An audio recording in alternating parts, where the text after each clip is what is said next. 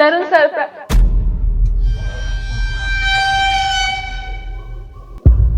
ये लड़की कौन है और यहाँ पे क्या कर रही है? नहीं, तरुण मुझे धोखा नहीं दे सकते। जरूर कोई और बात है। मैं शिखा से पूछती हूँ।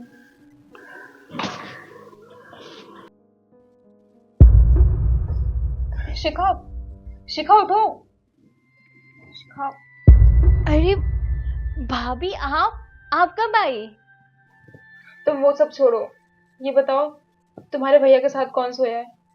भैया के साथ कौन सोएगा? वो तो अकेले सोते हैं ना। वो अकेले नहीं है, वहां कोई लड़की है। क्या लड़की? नहीं नहीं, ऐसा नहीं हो सकता। भैया किसी लड़की के साथ नहीं सो सकते ऐसे। तुम्हें विश्वास नहीं हो रहा ना? चलो मेरे साथ। अरे पर आओ।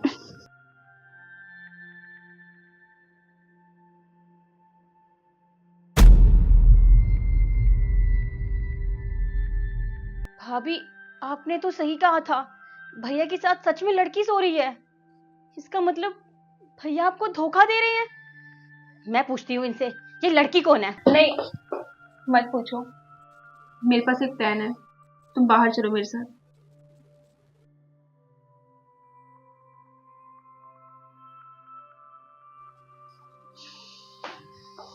शिखा, तुम एक काम करो, अपने भैया को बाहर बुलाओ।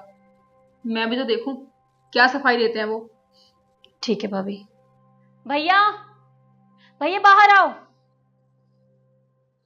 भैया हाँ जल्दी बाहर आओ। आया। पता नहीं सुबह सुबह इसे क्या हो गया है। और तुम जब तक मैं ना गया ना बाहर मत आना।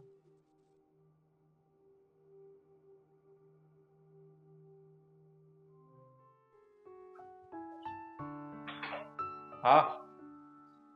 अरे नव्या, तुम अचानक कैसे? मुझे बता दिया होता, मैं तुम्हें लेने आ जाता बस स्टैंड पे। अरे तुम्हारे पास टाइम कहाँ है मुझे लेके आने का? तुम मुझे एक बात बताओ, तुम मुझसे प्यार करते हो? अरे कैसी बात कर रही हो तुम? हमारी शादी को 5 साल हो चुके हैं और ये सवाल तुम अब पूछ रही हो कि मैं तुमसे प्यार करता हूँ या नहीं करता। मैंने जो पूछा है ना उसका जवाब दो, बातों को घुमाओ मत। अरे कैसी बचकानी बात कर रही हो तुम? भला एक पति अपनी पत्नी से प्यार नहीं करेगा तो किससे करेगा? अच्छा, तुम प्यार मुझसे करते हो और सोते किसी और के साथ हो? क्या कह रही हो तुम? देखा तुमने, तुम्हारे भैया कितना भोला बन के दिखा रहे हैं, जैसे कुछ जानते ही नहीं है। हमें सब पता है तरुण कि तुम्हारे साथ कोई लड़की सोई हुई थी। भैया, आपको शर्म आनी चाहिए। भाभी काम की वजह से बाहर रहती हैं और आप यहाँ उनकी पीठ पीछे लड़कियों को बुलाते हो। भैया, आपने भाभी को धोखा दिया है। अब देखो तुम लोगों को सब कुछ पता चल गया है तो मैं सब सच बताता हूँ। हाँ, अंदर मेरे साथ लड़की है और मैं उससे प्यार करता हूँ। क्योंकि तेरी भाभी के पास तो टाइम नहीं रहता, कभी भी इसके पास फोन करूँ कभी फोन नहीं मिलता और साल में 1-2 बार घर आती है। अरे मुझे भी टाइम चाहिए होता है। फिर ऑफिस में मेरी इस लड़की से बात होने लगी और जब तू सो जाती है ना कभी कभार तो मैं इसे बुला लेता हूँ। तुम्हें ये सब कुछ बोलते हुए जरा भी शर्म नहीं आई? और तुम्हें शादी के 5 साल बाद याद आ रहा है कि तुम्हें टाइम चाहिए था?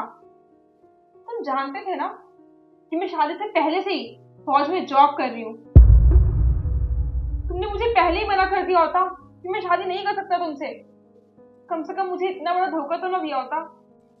अब जो होना था वो हो गया, अब क्या कर सकते हैं। हाँ, सही कह रहे हो तुम। पहले एक काम करो, उसे बाहर बुलाओ। मैं भी तो देखूं आखिर वो है कौन। ठीक है, बुलाता हूँ। सुरभि, सुरभि।